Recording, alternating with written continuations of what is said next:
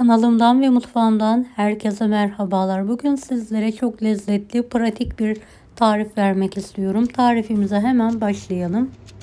5-6 adet orta boy patatesin kabuklarını soydum. Küçük parçalar halinde doğruyorum.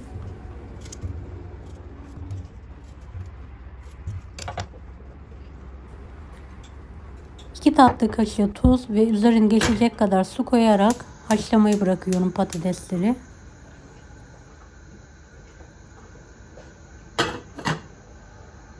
Haşlanan patatesleri suyunu süzerek uygun bir kaba aldım. Sıcakken püre haline getirelim.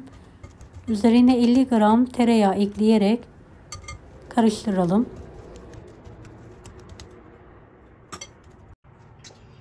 Evet, damak tadınıza göre karabiber ekleyebilirsiniz. Videomu bu kısma kadar izlediyseniz yorum kısmına herhangi bir emoji bırakırsanız bana destek olmak için sevinirim.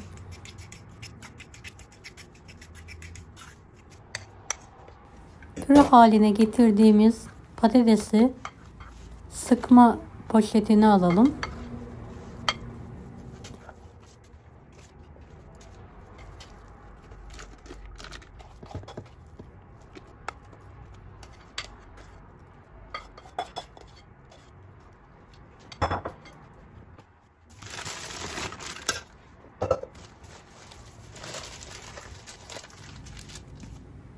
Fırın tepsisine fırın kağıdı sererek yalıl uçla patates püresini tepsiye aralıklı olacak şekilde sıkalım.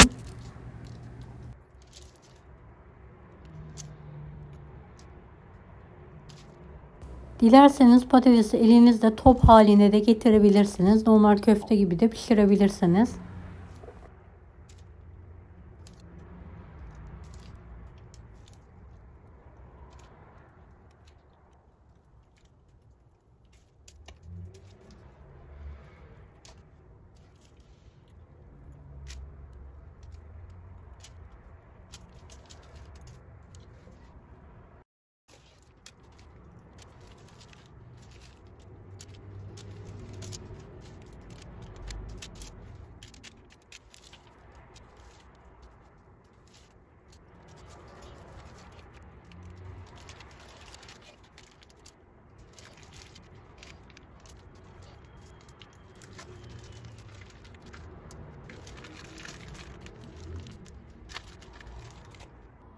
Evet, patateslerimiz artık hazır.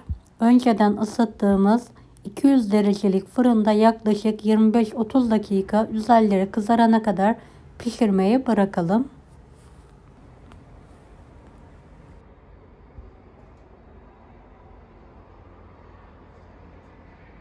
Evet, pişen patates köftelerimizi fırından çıkartalım. Sıcak sıcak servis tabağına alalım.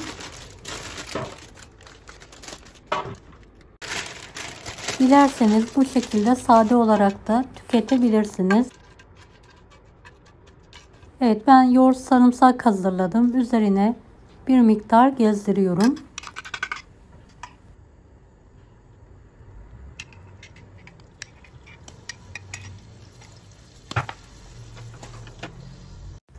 ...50 gram kadar kıymam var, kavurdum. Üzerine kırmızı toz biber ekliyorum ve dilediğiniz baharatları ekleyebilirsiniz bu aşamadan sonra.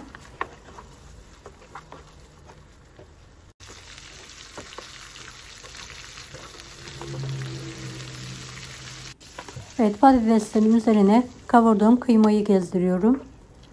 Patates köftesi gibi, mantısı gibi ikramı hazırladım.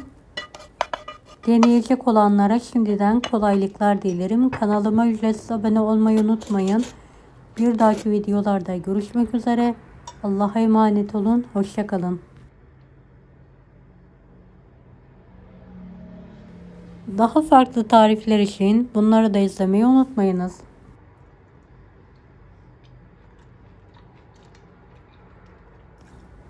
Afiyet şifa olsun herkese.